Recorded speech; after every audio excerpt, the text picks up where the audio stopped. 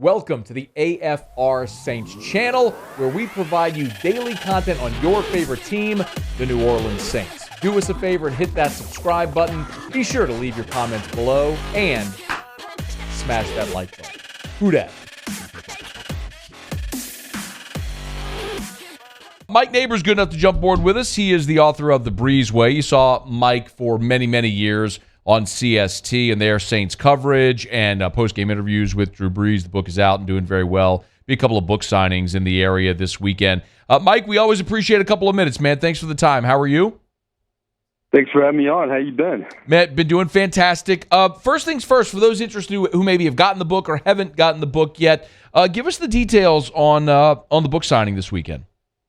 Well, the power of your show, I was on, it seems like 10 years ago, right before the book was released, and I gave some information. I think 15 books were sold from the Matt Moscona show after further review, so I appreciate that, my friend. That's fantastic. But we're going to do a couple. Yeah, we're going to do a couple book signings. Kind of the second wave. We had 4 in New Orleans over the holidays, and they all went really well. But I'm going to be at Beau Soleil Books in downtown Lafayette from 5:30 to 7 tomorrow, and I'm going to be in Baton Rouge on Saturday at the Barnes & Noble on Blue Bonnet Boulevard. I have to remember the street. Blue Bonnet Boulevard, Barnes & Noble, from 1 to 3:30 on Saturday. So Lafayette on Friday, and come see me in Baton Rouge, 1 to 3, Blue Bonnet Boulevard, Barnes & Noble in Baton Rouge. Yeah, that's there in Perkins Row. If people want to go meet Mike and pick up your copy of the book if you're riding around on Saturday. I'm really curious your opinion, obviously knowing Sean Payton for as well as he did over these years, his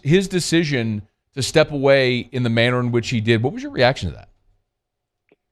I was shocked. I mean, surprised, not shocked, I should say. I felt like it was a long season in so many ways, but I think that's just a part of what happened with Sean Payton. I think the quarterback situation, he won't say this, but the things that I'm hearing behind the scenes, obviously, when you lose to Drew Brees as the head football coach, when you're tied with the quarterback that long, I think it was difficult for him. But I think you couple that with the season, with the evacuation, with the injuries that were more than most NFL teams, with the COVID outbreaks, which were more than most NFL teams. And I saw some frustration. The game that really stood out for me, Matt, was the game they lost in Nashville to the Titans, a team that really was talented, but it was the Saints team that really rallied in that game and could have won that game with the Trevor Siemian, but there were some plays down the stretch and some penalties that weren't good for the Saints. Payton's frustration after that game is something I hadn't seen in a long time from him. And he's actually, frankly, just like when Drew played, was better after a loss with the media than a win. But he was really short with us after that Titans loss. I saw a lot of frustration I haven't seen in Sean Payton sometimes. So I think it was the quarterback situation. I think it was a tough season. I think he's interested in broadcasting. And we spent some time with him about a month ago, and he looked really relieved. And, I think he needed a break from coaching for a while. I think he will coach again, like many of us think he will, but I think he needed a break. So you're a longtime broadcaster, and you also know Sean Payton. What do you think about his prospects as a broadcaster? It's funny, Matt, because, I've thought about this. I never thought Tony Romo would be a good broadcaster. And he's obviously done very well. I think Sean Payton has potential. I'll say that. I'm not sure how he will be as a broadcaster in terms of being an on-air presence. But here's the one thing I think is in his favor, is that Sean Payton, away from the coaching podium, is always good with opinions. He's not afraid to criticize guys when he was a coach and to maybe poke the bear a little bit with the opposition. If he can do that as an announcer, I think he'll be a big hit. And, as much as I, have been a supporter of Drew Brees and I've written this book, I think the main criticism of Brees has been he's not offering the opinions of the Collinsworths and the Romos. I don't think that'll be a problem with Sean Payton. I think Brees needs to think about that in terms of his future as a broadcaster. But I think in terms of offering an opinion and not holding back, I think that could potentially serve Sean Payton very well. Mike, what do you think, or do you know, have you spoken to Drew Brees, what is next for him there at NBC, considering all of the turnover in these broadcast booths? I know Drew, a long time ago, he wanted to be an analyst, and it's something that he could take his kids on the road with him, and that's when his kids were younger, not that they're a lot older now. But I think that's something that he wants to do and call more games and maybe not be an analyst in studio. I haven't talked to him much since he's been in NBC. Maybe that's changed for him a little bit. But I know the one time he really took an exception to one of my questions, which didn't happen too often, was when I asked him at the Pro Bowl after the 2019 season, and this is in the book, is it going to be hard for you when you become a broadcaster and you're not removed too far away from your teammates or guys you played against to criticize them? And he said, "What do you mean?" And I said, "Well, as a broadcaster, you're going to have to do that." And he really framed his answer in a way that I'm not going to be that guy that criticizes. It's all in the way that I say it. Well, I mean, guys like Chris Collinsworth, Matt, they don't care how they say it. Right. Romo is just probably in the middle of that. But I think your most successful broadcasters are guys who are very smart and they're prepared, but they also aren't afraid to offer an opinion and aren't afraid to be critical. And I think Drew's going to have to work on that to take his broadcasting to the next level. And it'll be interesting to see if Sean Payton is a broadcaster. It looks like he will be, how critical he'll be, because I think that's a big part of what makes them successful, or will make them successful. That's a great point. Mike Nabers is with us. He's the author of The Brees Way. If you want to pick up the book, be a signing in Baton Rouge on Saturday at Bluebonnet at Barnes & Noble's in Perkins Row, and Bluebonnet in Lafayette tomorrow. Let's talk some on-field stuff here, Mike. Do you have a sense of what direction the Saints might go at quarterback? Boy, it's so interesting. And as you know, I live in Tampa, and they're like a scorn lover there with Tom Brady. They just don't know what to do with themselves. I think there's two schools of thought in Tampa that you were lucky to have Tom Brady for 2 years, and there's also a school that maybe they'll keep Blaine Gabbert and Kyle Trask with the hope of a salary structure that they can bring Tom Brady back if he decides to come back late. I don't think that will happen in Tampa, but the reason I bring that up is it's the state of the NFC South. I mean, you talk about a division, Matt.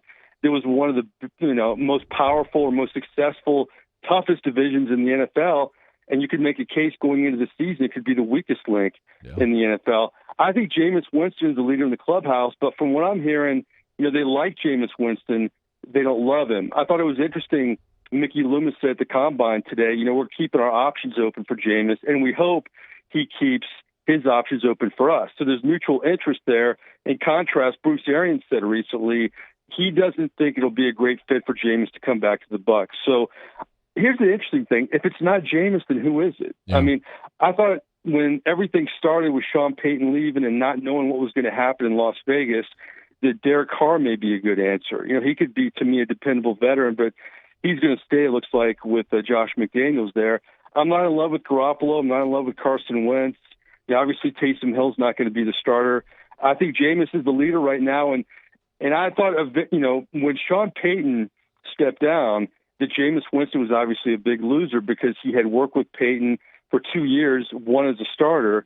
But now I think Jameis is kind of a winner because the quarterback draft is not great, and this free agent crop, he's up there along with a lot of the big names we're hearing. So I think Jameis Winston has some leverage, and it'll be interesting to see how interested Pittsburgh is in a Jameis Winston or potentially Indianapolis.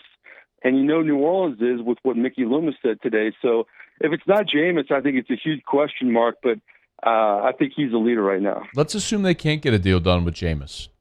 Do you think the draft is the next most likely scenario? This quarterback class is just not good, Matt. I mean, the Buccaneers drafted Kyle Trask a year ago in the second round, knowing that he wasn't going to play for a while, but also knowing this year's draft class, Kyle Trask is better than a lot of these guys going in the first round. I just don't think that's going to be the guy for this season. I think maybe they go with the Garoppolo. Maybe they make that move, or maybe they bring a Teddy Bridgewater back. I just don't think this class has that guy that can lead the Saints right now. He is Mike Nabers on Twitter at Mike Nabers. Hey, man, I saw the text you sent me earlier today. You were visiting with old Blue Gay. Give us a little insight, man. What were you doing talking to Randall today? Oh, yeah. I don't know if you've seen it, but the Saints hired my production company to produce this errands series where we run errands with Saints legends. We've done it with Archie Manning. We've done it with Morton Anderson, Marcus Colston, Deuce McAllister. Today was the 18th episode we shot. And basically what we do is we go to these Saints legends. We get to know them. We have conversations in the car, but we have them select 2 to 3 errands, and we run errands with them. And Randall Blugay, I mean, it was one of the best episodes we've shot because he's an attorney. He's a district attorney right now in Baton Rouge, and he's doing great things in the community. And the great part about spending time with him, Matt, was he loved playing football, but he loves this just as much. And he's as competitive as an attorney as he was the football player. And his whole life, I mean, he was a great athlete, but he was a straight A student too. And he never thought he would have the career he would in the NFL. I mean, who had a career like Randall Blugay? I mean, who won a Super Bowl in a college which was in his hometown and with a pro franchise in his home state, and then he won it with another franchise too. I mean, I don't think we've ever seen a career like that. But his passion for helping, the youth in his community and as a practicing attorney was pretty inspiring, actually. I'm looking up the errands episodes that you've tweeted out there. Are they on? Where can people find these episodes aside from it's on your YouTube channel there? No, it's all on the Saints platforms. You can actually go to YouTube itself, and you could put errands and Saints, and they'll all come up. And the names that I listed, I mean, Archie Manning. We just did Jim Moore on that. Cool. That may be that may be my favorite one. Jim Moore embraced the catchphrases. The introduction of the piece we did, he went, errands. He did it off the playoff thing. I mean, he was fantastic. So Roman Harper took me to Target, really put me to work. So we decorated his apartment, and the first one we did was with Joe Horn, and we took him back to the Dome for the first time in a decade, and he got choked up about being in the Superdome. So we run the gamut in terms of emotions with these errands, and we're going to shoot Willie Roaf in a couple weeks, so I'm going to have to find a really big Mercedes to sit me and Willie Roaf in. He is Mike Nabers on Twitter, at Mike Nabers. Check out The Brees Way, of course, at Amazon or wherever you buy your books. You can find it there at MikeNabers.com. Man, we always appreciate the visit. Best of luck with the signings here in town over the next couple of days, man. We'll visit soon. I'm a big fan of Sconestradamus, too, so keep that on, my friend. We appreciate it. Thank you, Mike. Hey, thanks so much for watching. Please leave your comments. I love to interact. And be sure to hit the red subscribe button below.